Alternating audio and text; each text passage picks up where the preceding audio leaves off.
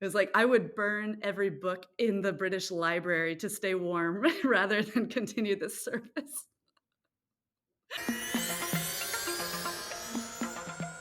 Hi, everyone. Welcome to Journey of the Unordinary, a podcast where we will carry out intimate conversations with our guests to learn about their journeys to where they are today. In each episode, we'll cover where they grew up, what are some pivotal moments in their life, and their approach in life in general. I'm Jackie, a Chinese-born New York City living girl who's perpetually on a hunt for her childhood hometown food from Kunming. And I'm Chuxing, a Chinese-born Sydney living girl who loves exploring life and making meaningful connections. In this season, we bring you 10 episodes of 10 guests centered around tech and data. Join us to uncover their unique paths of these beautiful, unordinary people. Find a piece of yourself in their stories and let their adventure inspire your own. Hey everyone, welcome to the 9th episode of Journey of the Unordinary. This is the second to the last episode of the season, and time flies. Today, we're so excited to welcome Hannah to the pod. Yay! I met Hannah from work. When I first met Hannah, I just remember I was memorized by how well she dealt with like so many product service area at Dune, and also just how smooth she handled all those like cross-functional difficult conversations. And also it was like fascinating to learn about their journey to from like she her hers pronoun to like they them theirs pronoun.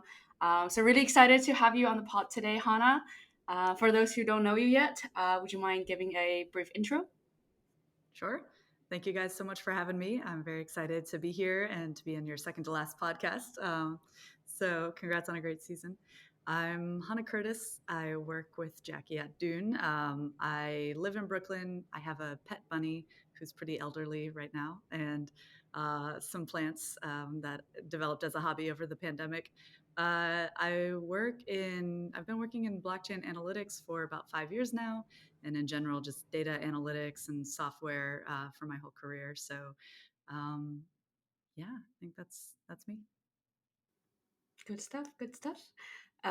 So to get started, where did you grow up? I grew up in Kennesaw, Georgia, which is a suburb of Atlanta, and I lived in and around the Atlanta area for until I moved to New York. And yeah, What made you to decide to move to New York? so I loved Atlanta. Atlanta's a really cool city. I went to school there, and I realized though, I wanted to go somewhere else, have new experiences, and not just kind of keep one perspective. And so I was interested in living in a city that was maybe like Atlanta or bigger. I was nervous about the cold weather, so even though New York seemed cool, I was like, not sure that I could handle that. So I thought about Austin, Texas. I was like, Austin seems like a cool city. So I went out there for a week to just kind of check it out and, see if I liked the vibe and everything. And it was fun, lots of good food, lots of good music. But it didn't quite fit me exactly right. And so finally I was like, you know what? Like, let's just check out New York. It seems cool. So I started looking for jobs in New York. I found a company that did data analytics consulting very much along the lines. I had been working at a healthcare software company at the time, doing data analytics. So I was using a lot of the same technology and tools that I was already using, but in more of a broad scope than what I was doing before. So it seemed cool. All of my interviews were remote. I didn't meet anybody, which like back then was not as common as it is now. Got the job, was really excited, moved to New York. And I just remember like on the first day looking, trying to find the office and everything, and being a little bit worried that it wasn't a real company, like that it was a scam. And I had like just, shifted my life for nothing. But it turned out to be real, and it was a lot of fun. So Nice, nice, nice. So the interviews were remote, but you had to go in person to the job. yes, yeah. Once I was in New York, then it was in person, but actually it was consulting. So we didn't actually have an office ourselves. We were all just kind of embedded in our customers. So my first project was with the Royal Bank of Canada in their capital markets, building some like analytics for them, which was cool. So So that was down in the financial district back when, what's it called now? It was, like Brookfield Place, but it was called like the World Financial Center or whatever, and they were building out Brookfield Place, so it was construction everywhere and not the big shiny mall that it is today. There was like one food option for lunch, and yeah, it was interesting.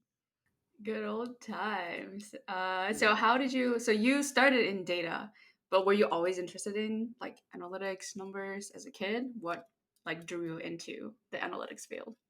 Yeah, no, I growing up, trained to be a ballet dancer. I wanted to yeah, I loved ballet from when I was, like, 5 years old. Started dancing, and started, like, training to be a professional, so, trained with the Atlanta Ballet, all the way up through when I was I think 2 years into college. I went to Georgia State University, danced, kind of around that schedule, which was interesting because it's like, you know, ballet rehearsals all day and then try to squeeze classes in before and after that.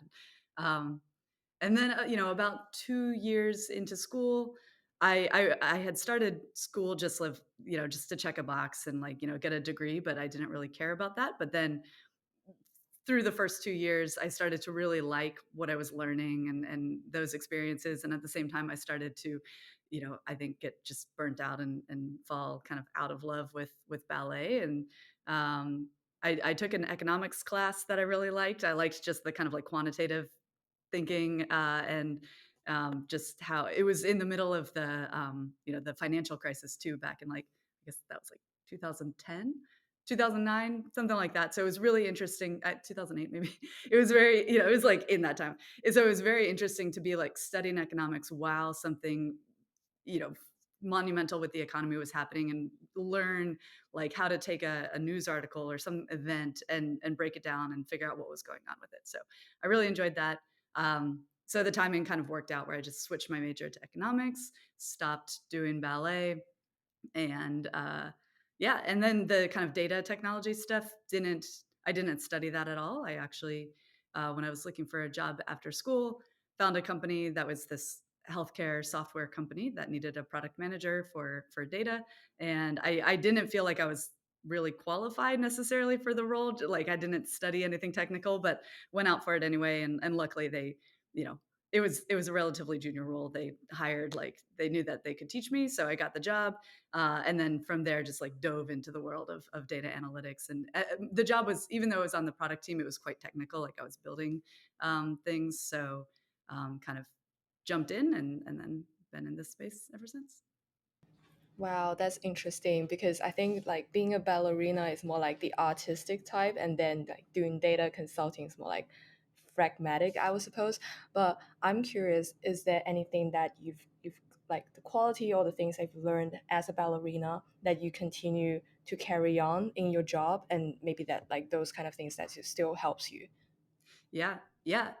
I would say two main things. One is I actually find, even though it's technical and logical, there is so much creativity in software development and data analytics. You know, it is very much creative problem solving and abstract thinking and building things. So, you know, it's using logic for it, but and then you know, kind of on the flip side, even though ballet was a creative thing, it was like it was very regimented and very you know, you do this, you get perfect at this, you know, like, so it wasn't like a, you know, just full creativity all the time. So I think there's actually a lot of similarities there. And then I've never worked harder or been more challenged or, you know, had to have more discipline than I did with ballet, like mentally and physically. And my sister and I both talk about this because she also kind of had a similar ish trajectory, but ballet and waiting tables, like, nothing has ever been harder than that, you know, and I feel like as I've gotten into the corporate world, it's, like, a lot more kind of, like, just chill and, you know, you can make what you want out of it, but it's not as, like, as insane as those other things, so, Wow, yeah, corporate world, like nothing against it. yeah. You're like, I'm so prepared. Yeah, Um, right? Yeah. yeah, I mean, I don't know the like the dancer world. I just watched some YouTube videos about how ballerinas, like young kids in school, it's like what you watch. Like they wake up like really early to go to school, but then like Mhm. afterwards they have like the practice and rehearsal. They don't go to bed, but then like after those you have to do homework. So just like I can see already that's like really really tough. So you mentioned like I feel like you kind of like brushed it over. You were like, oh, I went to school. I went to college. It was like studying was kind of like check the box off, but then Mhm. you fell in love with econ. Was it a gradual change? Because I imagine like you grew up for like so many years, you wanted to be a dancer, and Mhm. then it from the outside it seems like such big change. So like, what Mhm. was the transitional period like for you, and like how was the conversation with yourself? How did those conversations go that you eventually were like, okay, I don't think I want to be a dancer anymore. I actually want to do something different. That's a good yeah, that's a good question. I think it definitely happened gradually over years, particularly just like the burnout of it, of, when you start to when you're like, I know I love this because I've told myself I love it for years and I've told myself I want to do this for years, but then finally like checking in and saying, do I still actually love this? Do I still want to do this? And I think the spectrum of having that question in the back of your head starts as something that you like silence because you're like blasphemy, but then as you get to think about it more and more, and it comes to a turning point, like this actually, this was something I enjoyed, but I'm not happy in this anymore, and I'm also really enjoying this other thing. I think the other thing too, for better or worse, my personality tends to be one where I have a goal, I want to know that I can achieve it, like, and like do everything I can to achieve it, but then once it's like, okay, I've proven to myself I can do this, now it's like, okay, what else can I do? And so then, I think it was kind of like, okay, I've proven myself that I can do this. I could continue with this career, but like now I want to see what else I'm capable of, or try something else and learn something else. So, About kind of the career transition thing, do you have any suggestions for anyone who kind of are at this phase where they want to probably have done something for quite a while, but then decided to change and maybe give up what they've put their effort and time into and do completely something different? yeah, I think one thing I would say is don't you know, don't sell yourself too short, or feel like you're on too much of a back step just because you're changing. Because I think, to the earlier question, so much of what I learned applies directly. You can just move it over. So, I think the actual learning of something new is difficult. It takes time, and if you feel like everybody else knows so much and you don't, like, that's obviously a challenge. But just, I think, just having the belief that it's like it'll be okay, and it'll maybe take some time catching up, but then before long, like, you'll be there. So if it's something that you want to do, and you already have so much that you can lean on and rely on to bring into the new thing. So yeah. And then I'm just curious, and perhaps this is like the Asian inside of me. I'm just wondering, because when you were growing up, you wanted to be a ballet dancer. How did your parents like take that? Like, how was your support system like all these years like? Yeah, really good. I was really lucky. My parents were very supportive, and and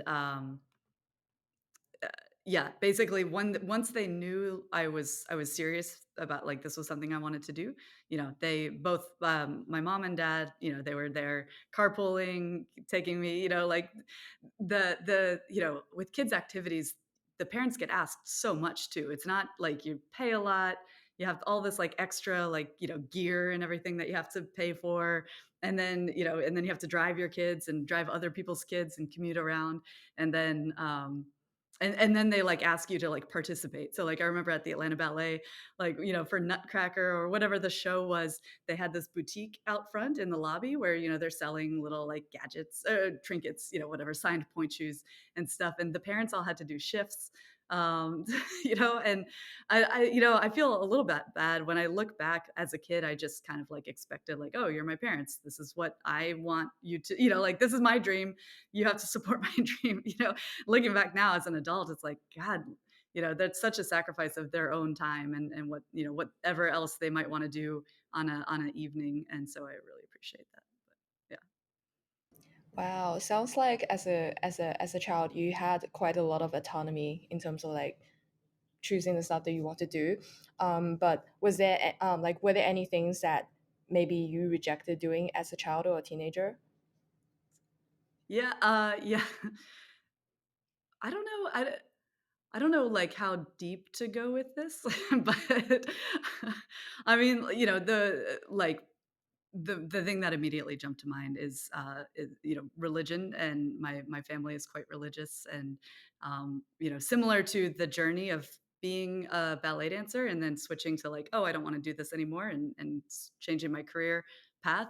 I think that kind of religious path was similar, like being raised one way, and then kind of as I learned and thought about it more, deciding that I wanted to go a different way, and so but I guess common theme, my parents, even though my beliefs are different from their beliefs, like, they haven't put a lot of pressure on me to kind of stick with what they're doing. They've given me space you know, um, to kind of follow my path. So, yeah, but I mean, I feel like I was, um, I'm trying to think of the word. Yeah, I don't know. Um, the so I'm one of 5 kids. I'm in the middle. I have 2 older brothers, like, about 10 and 12 years older than me, and then younger sister, about a year and a half younger, and then a younger brother who's 7 years younger. And so, yeah, but because there's such a big difference between my older brothers and me, I felt like simultaneously the middle kid and the oldest kid. So yeah, I don't know. I feel like I was more rebellious, and then my sister learned from my mistakes and had kind of like a smoother flow through through the yeah, through, like, our upbringing. It's so nice that your parents, like in general, have been pretty supportive of what you're doing. And then I'm curious, like you, it sounds like you have a big family with like 5 kids, parents. How have that like affected you? Like I guess looking back, having a bigger family than I don't know, maybe just like in my own little bubble, I feel like that's on like the bigger side and like because Mhm, most people have like 2 or 3 kids. mhm. Yeah, yeah, it was fun. All of us get along really well, and as they've gotten older and had families, and now I have a million nieces and nephews. It's great, and it's like Thanksgiving coming up in the U.S., and so we have just great family traditions around Thanksgiving. So we've got a group chat going right now, kind of planning, yeah, just planning what we're going to do, and so I think the age difference is nice too because we're all in different points in our life, kind of just as the years go on, and so we relate to each other in different ways over time, and find like different ways of connecting with each other. Over like my oldest brother and I are both the like runners in the family. We love to run, and so we mainly just connect by like liking each other's runs on Strava, you know, and and then my sister actually got into cryptocurrency. She's in blockchain analytics as well. So we've kind of had that over the last couple of years. So it's been interesting. Wow, that's interesting. Is your sister like influenced by your like job in crypto, and that's how she got interested in crypto? She has stuck with kind of the ballet and the arts. She's a dancer, actor, singer in New York. So that's kind of her primary career. But then over the pandemic, when everything dried up for acting and for any kind of gig like that, um, I simultaneously had somebody who was a contractor on my team, like quit and stop contracting for us for this kind of random task that we had to do, like kind of quarterly, this report that we had to build. So I was like, Priscilla, if you want a contracting job helping build this report for the team, like that'd be great because we need somebody. So she got into it that way, and then really, really enjoyed the investigation kind of side of, in this case, it's like looking at money laundering and things like that happening on the blockchain. So she got into it and then ended up kind of forging a path for herself in the industry as well. So now she's kind of wears 2 hats. And actually, I think she'd be fine with me saying this. She had her worlds collide one time in an amazing way where she was doing like a kind of acting, modeling, dancing gig at a cryptocurrency party. It was like a crypto event in New York a couple of years ago, and so she was ended up talking. And I think she was like in a full mask, so she was like unrecognizable. But she was talking to somebody who was hosting the party, and they were just blown away by how much she knew about cryptocurrency. She didn't tell them like her other gig, but yeah, so it's fun. It's cool. So digging a bit deeper in the career path. So from your first job in consulting in healthcare to now being head of the product for Mm. Dune, a data analytics platform. Would you mind walking us through kind of like the jobs that you had, and then like what was the pivotal moment that made you or like transition from Mhm. each one to the next? Sure. Yeah. So there was first the healthcare analytics software company, and that was building analytics for like everything around the operating room. So from kind of scheduling to the actual procedures to the post anesthesia care. And it was cool because it was like analytics to help them identify whether one pin that used in a knee arthroscopy is more effective than another pin, or whether they're scheduling their ORs in a way that minimizes late starts, or whether one anesthesia drug has longer post anesthesia care times than another drug, stuff like that. It was very interesting. And then that was actually coincidentally during the time of like kind of Obamacare and everything, and so there were all these new regulations coming out where hospitals had to show meaningful use of data, and they had to shift to like outcomes based care rather. So if somebody's just not getting healed, then they would basically make less money. It's like you have to actually heal somebody and then you get reimbursed, or you get paid in a nutshell. So that was interesting to kind of be working in healthcare like during a time of a lot of change in the space. Uh, and that was cool too because I got to, even though I was relatively junior, I had a lot of autonomy to be able to build like new products, and we had this like new real time day of surgery dashboard that we were building that was like kind of like what stats do you need like on the day, what's the information you need while you're working. So I got to travel to the UCI, the University of California Irving Medical Center, the Yukon Medical Center, like all these places where our customers were, and like shadow the OR managers. I got to see some surgeries, like a whole craniotomy, like somebody's head was off and brain was exposed. Saw some cool stuff. So loved that. And the reason I stopped that was just because that was in Atlanta. I wanted to move to New York. And I also wanted to, I felt like that was one thing, but I wanted to experience kind of more industries, more applications of data analytics and everything. So moved to New York, got the job at the consulting company. And so that was cool because it was, a couple months to a year or so on a project in financial services or consumer packaged goods or utilities companies. So I got to spend time in RBC, RBS, Deutsche Bank, a little bit of HSBC for uh, I moved to the UK for 2015, 2016, and got to work in utilities companies. So they've got like the big five utilities companies. So I got to work with npower and Scottish and Southern Energy and help them. The actual fun thing with that, with one of those, is they had to get their customer complaints down. So like they would have just this massive amount of customer complaints, and they weren't handling them well, and so there was like this regulatory like, okay, you need to get this down or you're going to lose your some license or whatever. So we went in to help them understand their data. So we looked at the customer complaint data, the billing data, the like actual kind of functional data, kind of joined it together for them so that they could see like, what are people complaining about, why, how is it being resolved, who's resolving it well, who's not resolving it well, like how does that compare to our actual service, and where are our weak points.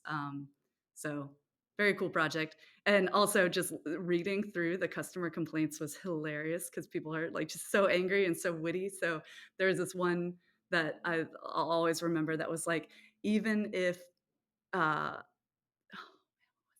it was like, I would burn every book in the British Library to stay warm rather than continue this service. Something like that. It was amazing. But yeah, so we were able to help out there, and came back to New York, did a bunch of other projects. The reason I ended up leaving that was because I uh, doing consulting, it felt very like one off or kind of not scalable. You know, I would go in, figure out their problems, help them solve their problem. And then it was like, okay, now I'm moving on to another project. I don't even see what ended up happening with that work.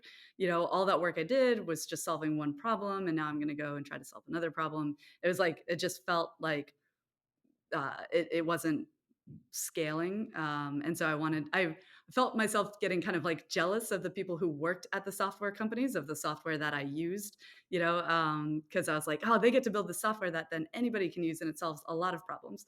So wanted to get into more the kind of like SaaS software space. So then found a company called Cardo that is a geospatial analytics company. They do like mapping software. And what drew me to them was that they wanted to like democratize, you know, geospatial analytics. So the software up to kind of before them, like their competitors were these like, you know, big legacy companies where you need basically like a GIS degree to know how to use them and how to work with that data. And so Cardo instead wanted to be like drag and drop, you know, like kind of a BI tool that anybody can use, but for data. So that was neat. Worked there for a little while, didn't work out exactly how I wanted it. And so I was starting to, you know, kind of that wasn't working out. And at the same time, sorry, this is very long winded. I'm sorry. But um, while I was in the data consulting, like back in 2015, I've learned about cryptocurrency and got like super into blockchain and cryptocurrency. And it was like, this shared open ledger that everybody uses, like obviously that's what people are going to use instead of their own proprietary databases that have to like get reconciled all the time, like, and if they do, like what a wealth of data, just all the transactions, all the actions in a smart contract, like everything on this open public database, like the amount of analysis that you could do off of this would be insane. And so I sort of almost like myself kind of tried to build what Dune does now. It was like, how do I get access to this data? I found an API somewhere, and then I used the BI tools I was using to kind of like connect to just the, you know, the from to amount, you know, block time of the data and do some analysis. Tried to get that going at my consultancy, but they they were interested in it, but it wasn't like an immediate, like there wasn't really a market for it back then. So I kept it on the back burner, kept learning about it and being interested in it. And so, right around the time that when like I was kind of uh, looking for my next gig, then I got a message from Chainalysis, which is a, you know, big blockchain analytics company, and they were looking for somebody to lead their kind of data team on the product side. And so that was like perfect because it was like blockchain analytics. This is exactly what I want to do. Joined that, and then um, found Dune and spent about a year thinking like, okay, I really love the open kind of collaborative community public data aspect of Dune, and really was excited to join. And then suddenly something opened up there. So yeah, and now I'm at Dune. That's very long. Thanks for listening. That's a really wonderful journey. Like I think you've been really covering across lots of different industries and their data side of things. Um, I'm wondering what is it, so right now you are doing leading the product side. What is it like leading the product management team versus being a product manager? It's it's it's really fun, honestly. I it's so exciting because there's I like when you get to kind of look at something as a system and say figure out what's really going well that we want to keep doing, and then what's not working well that we need to fix and solve and like break down inefficiencies or whatever. And so to be able to, you know, to kind of like come in and think through that and start solving like small problems immediately while also thinking like kind of longer term big picture, like what's the future of the industry, what's the future of the company, what can we do, what do we want to do, what you know, how do we stay focused but like focused in a good way. I love kind of asking and trying to answer those questions and just like bringing a team together. I really love, like, I've managed teams over my career, and one of the things that makes me happiest is having, like, a healthy, thriving team that, like, knows what they're doing, knows how to do it, just, like, get stuff done, and, when you look back over a period of years and look back and say, like, "Wow, things were so, like, challenging and kind of dysfunctional at the beginning, but we just kind of systematically weeded through all of that and got into a place where we're, like, performing, like, singing," you know? I really like that. So, and I like, Dune is relatively small, relatively early stage. Like there's a speed and an urgency to it that's really fun. So you can just take an idea, kind of get a few people like going with the idea, and then just make it happen. Which is it's very fun. Nice, nice. The singing stage. We'd love to get there. Yes. All right. So I'm curious. So now you are managing like a team of PMs, and you started as sort of like a junior PM in analytics field. Um, I've never managed anyone, so maybe this is why I'm asking this question. But how was the journey like transitioning from like a junior person, but like also working so many years in consulting gigs, which Mhm. I don't know. My assumption about consulting gigs is you just go in and you execute and get the job done, and not necessarily like strategically or like leading or like managing people. So how Mhm. was that transition from like I guess being an IC, only being responsible for things that you need to execute, to now like what you were saying like about kind of overseeing the operation, like looking at the processes, trying to optimize things, looking ahead. Does feel Mhm. like when you look back, um, feels like a long journey, but then I don't know if it was like intentional for you. Like, how did Mhm. you think about? How did you think about that? What was it like? Yeah. I think I learned the most with the consulting because we actually were not just coming in as an IC, but actually coming in and having a strategic role as well. So, had to, I think, go in with like a come in with authority of somebody who is an expert, and like they have a problem that we're there to solve. And so finding out, I think the politics and like who's who in this company, who are the decision makers, who has the problems, who needs the job done, who's going to be blocking this project, and like strategically, what are they really trying to do? They say this is their problem, but like what's the root cause of that problem, and how do we really figure out how to solve it in a meaningful way, and not just kind of put a band-aid on something that's not going to ultimately solve the problem. And it did involve managing like teams that they had there, and learning their systems really quickly, and manage it, working with their management and senior leaders as well. So I learned a lot through that, especially because going into a bunch of different environments, you learn all the different kind of like facets of that and the different types of dynamics you might be hit with. Um, and then in the consultancy itself, we started adding team members, and, kind of like training up team members. And so I had a team kind of develop.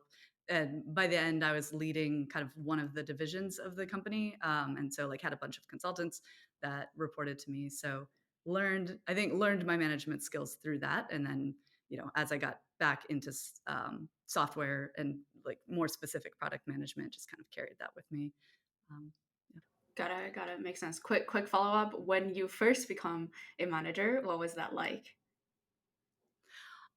Good question. I'm trying to remember.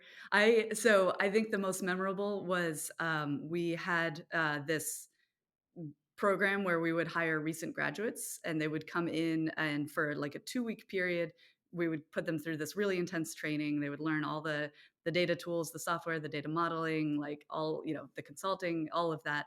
And then after 2 weeks they were like pretty well prepared, and then they would go out in the field. And so I led kind of a couple rounds of that, and it was so fun to see people come in not knowing anything, like very nervous, very like just, like they just had no idea. And then by like giving them the tools that they needed by the end of 2 weeks, they were just like they had a little bit of a swagger, like they knew they were answering questions, they were solving problems, and they just had this confidence that they didn't have before. And so that was cool to see. And I guess that was kind of close to my like first experiences being a manager. So I'm going to pivot a little bit, but I remember at DuneCon you mentioned that your pronoun is they them. Mhm. So I'm very curious about like what is your journey from like the she her kind of pronoun to like they them theirs Uh-huh. pronoun? Yeah. Yeah, I actually, like, really like talking about this, so thanks for asking. But my whole life, like, really, really questioned gender, and anytime kind of a gendered norm was put on me or I saw it, I just, like, just rejected it. Like, I couldn't, it just wasn't something that sat well with me, and it was confusing, and, I think particularly present in, like, I guess kind of like a very Southern kind of Christian kind of traditional, like, there's a lot of, like, just kind of like gender roles, and I don't want to stereotype, but like at least in the experience I had, and so for a long time I actually I like I don't know if I would have said this in so many words, but I actually kind of thought that, like, everybody should be non-binary. I was like, "Why is gender a thing?" Like, like, this shouldn't be a thing, and I really kind of, like, thought that, like, it didn't make sense. Like, I think for a long time felt like I wanted to abolish gender altogether. And then I realized as I got older, I was like, some people actually really, like, have a positive experience with gender. Like, they really like it. It's something that they identify with. That there's a healthy approach to it. It's not just all toxic and negative and old school, like, oppressive stereotypes. Like, there are some things about, like, an experience and an expression and an identity of gender that is really healthy and really beautiful. And so when I was like, "Oh, okay, there is room for gender, for people to, like, have their gender and, and enjoy that," then I was like, "Okay, so what does that mean for me?" And, I had kind of heard of the concept of non-binary, and started to, like, kind of just, like, lean into it more, learn about it more, just, and then, a couple years ago decided, like, okay, I actually really want to figure this out, and, like, I wanted to read books. Sorry, yeah, I read books. I followed people, found, kind of non-binary people who were, like, kind of speaking and talking, and kind of learned what was going on with it. And I was like, "Oh, okay, like, what non-binary is what I am." Like, this is me. This makes a lot of sense. And so, it's been really nice too, because just from the time that I was, like, didn't just kind of have this understanding for myself, but also started putting it out there so that other people could understand me and know how to relate to me. I think the reception has been really good, really positive. It's actually nice too at Dune, because it's the first place that people are meeting me for the first time with these pronouns. So nobody here, like, has to transition from knowing me any other way. So the kind of adoption of it is wonderful, and it's really nice to to see. Um, so yeah, that's kind of the journey there. I'm curious, like the timeline, I guess, in your life. You said like as you were growing up, you felt a rejection toward the gender norm, and then at some point, like you were like, hey, like other people actually identify with it, and then at another point, you're like, I really want to get to know like what is non-binary. So what was how did that coincide with, I guess, like maybe the high school year, college years, like working years? I think it was actually really late. It's really been in the last 5 years, and specifically maybe more the last 3 years, that I finally, like, felt some structure emerging from it. I think before it felt uh like an amorphous thing. And then, like, when I finally decided, like, okay, I need to figure out what is this. There's actually a book called Life Isn't Binary, that is a fantastic book. Like, I definitely recommend it. And they just kind of go into detail about how, kind of our binary buckets that we put things in, even beyond gender, just in our world in general, that, like, don't really make sense. So yeah, it's really been in the last 3 years that I've kind of put, like, a name and a substance, and a lot more kind of understanding around my identity. This is let me know if this question makes sense. So I do identify. I feel lucky. Like I do identify with like she her hers, the gender I was born into. And then I feel like we were just talking about stereotype. There is stereotype about like, oh, like women do this, like men do this. So I'm curious, like when it comes to like a non-binary world, what are some things that like jumps out to you? Like you're like, oh, I identify with this. Mhm. Yeah. So I think to me, like it opens up everything, So I remember hearing people like back in the day be like, "Oh, like you know, if you don't have like pink for girls and blue for boys, like your kid's nursery is just going to be bland, like beige." It's like there are so many colors. What are you talking about? And I kind of feel that with non-binariness. To me, like one of the best ways to conceptualize it is if we were in a completely virtual world and we were all just, whatever avatar, however we wanted to present at any given time, and there weren't these like preconceived things that people look for to kind of like peg you, like pinpoint you.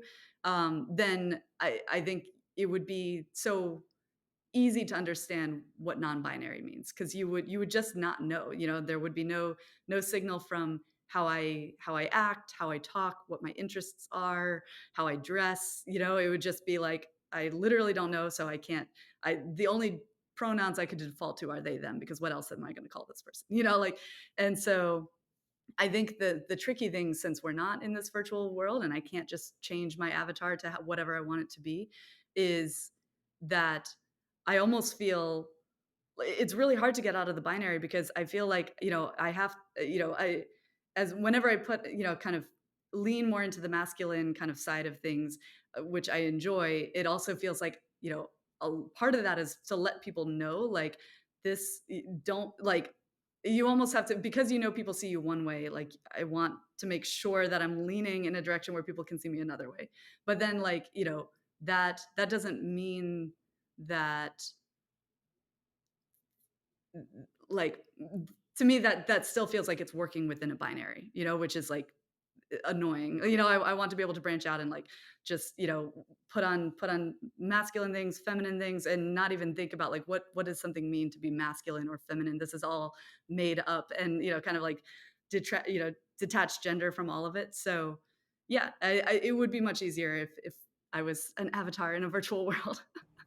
Yeah, that's really interesting. That actually get me thinking quite a lot in terms of, oh, if you put the gender identity, and then you probably will be stereotyp like you make stereotypical like things and Mhm. do the things that people think your gender is supposed to do. Yeah. And then I also even understand more about why a lot of the crypto people, they are just like behind this like anime or animal PFP, so that Yeah. you don't judge them by like the gender they are. Yeah. Mhm. Yeah. I guess my last question before we move on to the life philosophy part is, so given that you're not doing like ballet anymore, is there any other like creative things that you continue doing or enjoying doing as a hobby, like these days? My main hobbies, I got into gardening quite a bit, with my small like windowsill and balcony and stuff in New York. And then I like to kind of read a lot and run. So none of those are all that creative. I did, for our kind of company gifts for the Dune 5-year anniversary. We got to pick from kind of like a list of things, and I got a guitar because that was on the list. And I've never played guitar. I don't know anything about guitar, but I got it. It's actually like kind of a nice little starter guitar. I got an app, and it's like playing Guitar Hero, except actually learning guitar. So that's amazing. So maybe that'll be my creative outlet if I keep going with that. Okay, I guess I'll start with a question that is about, what do you think people get wrong about you? Ooh, oh man, I don't know. It's a good question. I think I think I have so much like internal kind of thoughts and ideas and thinking and conversation with myself, and every so much is going on below the surface that sometimes, like, I don't know how much of that I actually kind of expose or let people into. And that's because a lot of times, at work, things are very like kind of like, just, we have a job to do, let's get the job done. You can sort of let your personality or your kind of other non-related thoughts come through in some ways, but not a lot.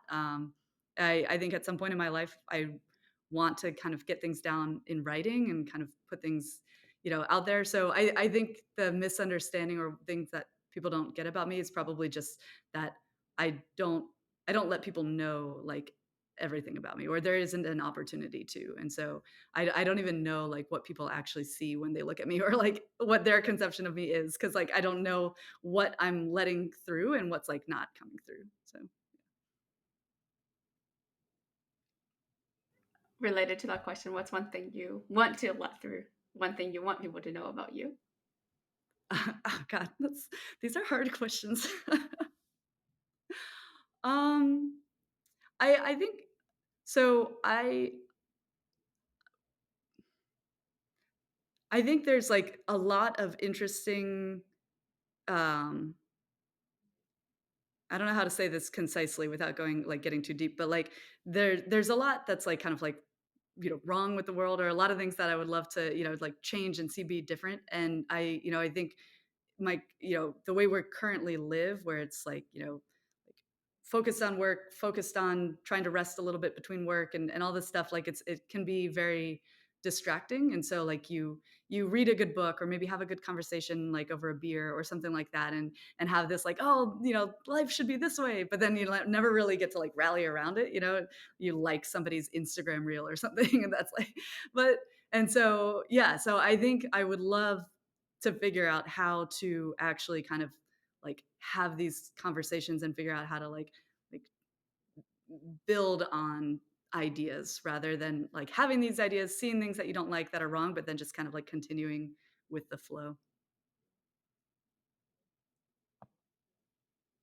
Yeah, I kind of want to continue on that. So I think that happens to many people where they kind of like get inspirations or maybe want to do something, but ended up just let it go and just let it be. So I Mhm. wonder, yeah, like do you have what is your approach to that, or maybe if you want to improve on that, what are you going to do? Um, so there's this book by Adrienne Marie Brown.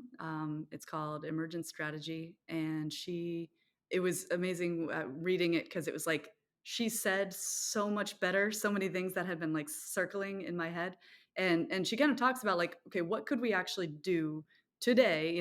Like to just start building the world that we want to be in, or like and one thing she talks about is like this kind of fractal idea of like, there's obviously the big thing, but then, below that you've got your communities, below that you've got your workplace, below that you've got your family and your friends and yourself.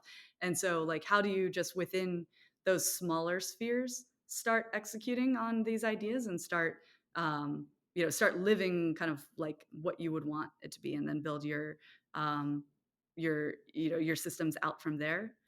So I think that's nice, because it's like it's digestible. It's something that is like it gives you like a chance to do it without having to make some grand sweeping change to your life or somebody else's life or anything like That's nice. So, on the same vein of thought, um, I think a lot about there's only 24 hours in a day, so time is the limiting factor. And I prescribe to the notion of balance. You gotta balance your work, you gotta balance your health, your relationship, friendship. So how first, like if you prescribe to that notion, like how do you balance all these different things or spheres in your life?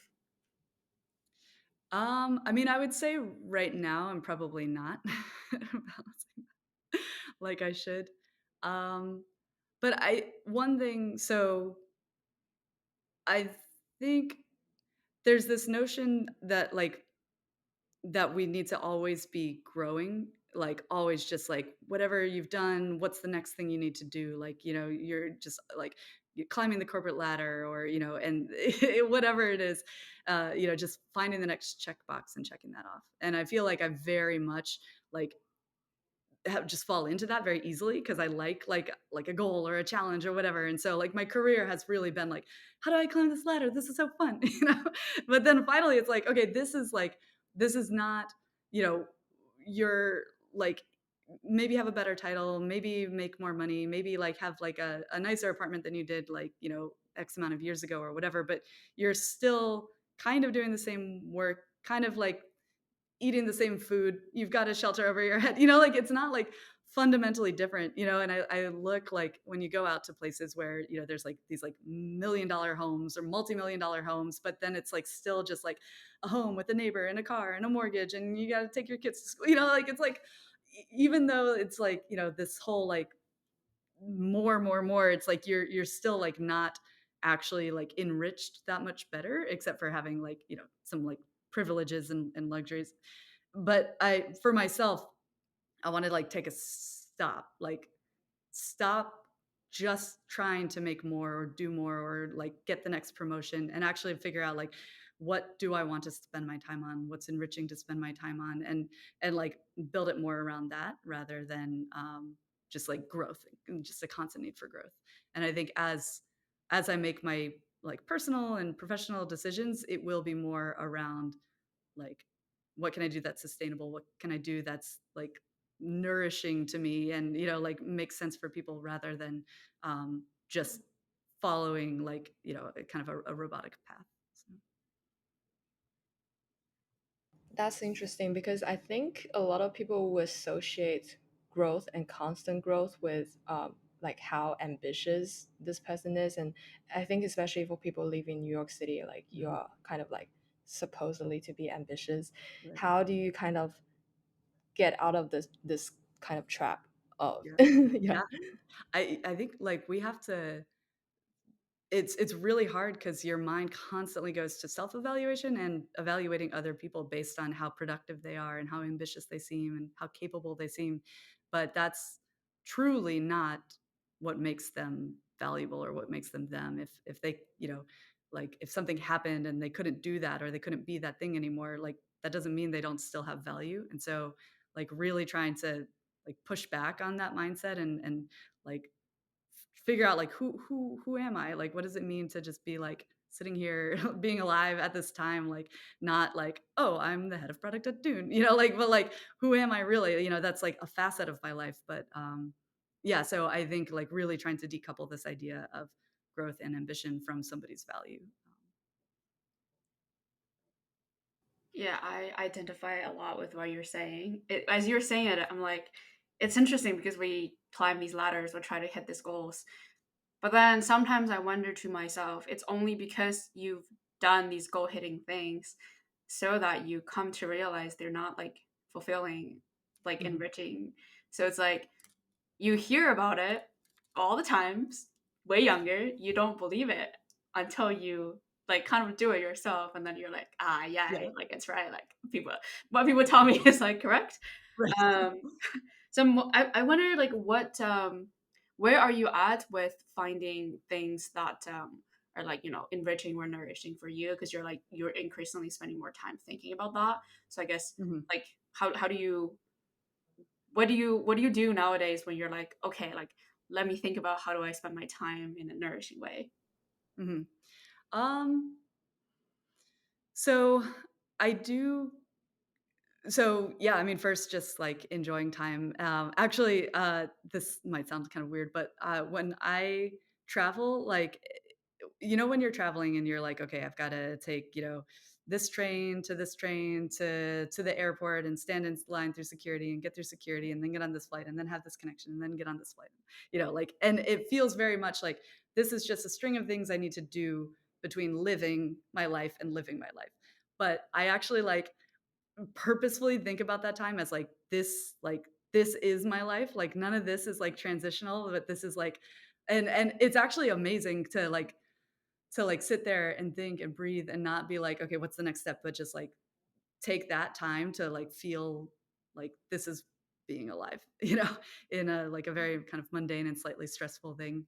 And so I like that example because it's like really clear, but just trying to find those things in other situations and yeah, but also like I mean, with work, like that's what draws me to blockchains and decentralized communities and you know even Dune has a very like public you know, like a lot of open data, a lot of people working together and collaborating together. And so the decision to work at Dune was kind of like a step towards that direction of like just working with people who like see that something needs to get done and want to do it and are interested in it. So they work together to do it, not just because revenue or whatever, you know? But Yeah, I think I've had similar feelings when I was traveling, and I definitely have written that down in whatever notes that I did. That there are like some moments that happen that made me feel like I'm living the present and I feel alive. Just like very small little things, but that was the moment that I felt like being alive is so good. Now I want to ask another question, which is like you mentioned about like the world that you want to build towards. mhm. Like, do you think our world is better today compared to 100 years ago? And also, what is the world that you want to build towards? I I mean, I think a lot of things are, are disturbing and messed up in a way where whether we're comparing how it is now or how it was 100 years ago is almost doesn't matter, you know? Like, maybe some things are better, maybe some things are worse. I think the only thing that 100 years ago had that we don't have now is the chance to maybe not screw things up the way we have.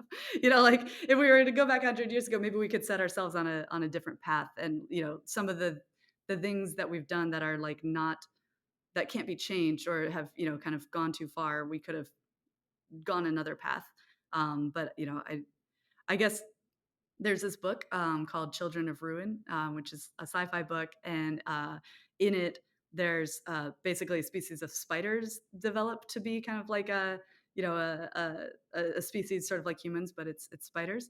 But the way they develop is like instead of the way we like have this kind of us versus them kind of. I need to be better than you. Like my satisfaction is only at the expense of your satisfaction. Like this very kind of combative approach that like humans tend to have.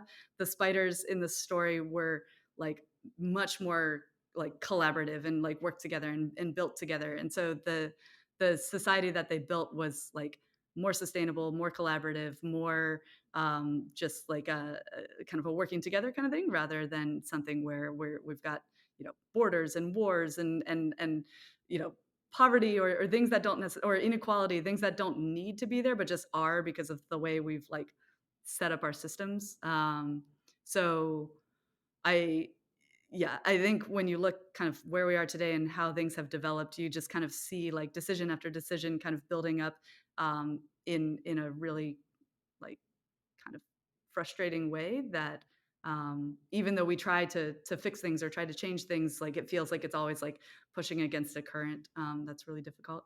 And another book I'll recommend is this book called Walk Away by Cory Doctorow. And it's basically like there's a culture where like technology wise scarcity doesn't need to exist, but the culture is just set up such that scarcity does. And there's people who are like super super rich and people who are very very poor, and there's this huge inequality. And some people decided to kind of like walk away because they were like, technology is such that we don't need to live in this scarcity kind of environment. Like we don't have to. And so they build this society that's like uh, open source. They use like 3D printing, open source software, like, and just kind of organize themselves in a very like kind of loose and communal and, uh, uh, interesting way, and kind of just realize that they don't have to live that way. So I I like the only thing I don't like about that philosophy is I don't like the idea of just kind of giving up on a system entirely and trying to start from scratch, because I think you end up in a lot of ways just building another bad system. So I kind of back to the Adrienne Marie Brown stuff, like how can you figure out like each individual person and collectively from small to very large ways how to like build something that's more kind of sustainable and enriching, and not just like extractive and growth for growth's sake, and unequal, and poverty and war and all that. So sorry. I was just thinking, like, when it comes to you as an individual, then what do you think is like your goal in life? um I don't I don't know. um I I think I'm still trying to figure that out because yeah, I like it feels yeah, I don't know. But I think just finding ways to do things so that it is like the things I do kind of set me up and set people around me up just to be able to, like, kind of, like, yeah, I don't know, just try to make decisions and things that are I can never say this word, regenerative, like, live in a very regenerative way, rather than just, like, just keeping on, just, I don't know, just consuming and constantly, like, reaching out for more and more. Um, so, in the interest of time, time flies. We can move on to the closing part. Okay, so where can people learn more about you? Good question. I'm not really super active on any kind of like social media. So I guess just reach out and have a chat. If you're in New York, get a coffee. Yeah. And what do you want to learn from our listeners? How can our listeners help you?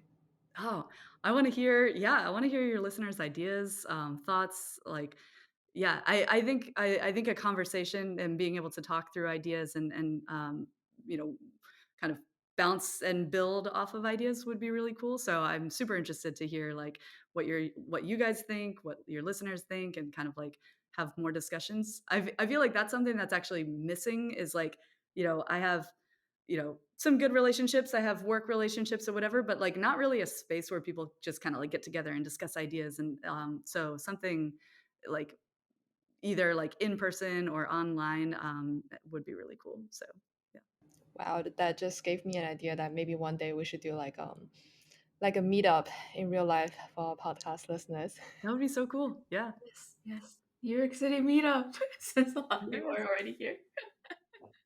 Yeah, Yeah. I would totally sign up. So some round table, Sunday brunch, I don't know, Friday dinner, like Yeah. I'll totally do it. That would be awesome. Well, thank you so much for coming on the pod today. I super enjoyed this conversation. I feel like we went deep on a lot of things. So thank you for your time. Thanks for having me. It was so much Thank you, fun. Hannah. And I did a lot of talking. I really want to hear from you guys sometime too. So yeah, looking forward to the meetup in New York. Nice, nice. Thank you for joining us on this episode of Journey of the Unordinary. If you haven't already, please subscribe so you won't miss an episode. You can find us on Spotify, YouTube, Apple Podcasts, or wherever you are listening right now. Also, if you know someone who might enjoy the podcast, please share it. If you like our conversation, please help rate it and give us a review so others can discover the podcast and join us on the same adventures. Join us next time as we carry out intimate conversations with our unordinary guests to discover their journeys to where they are today. See you next week!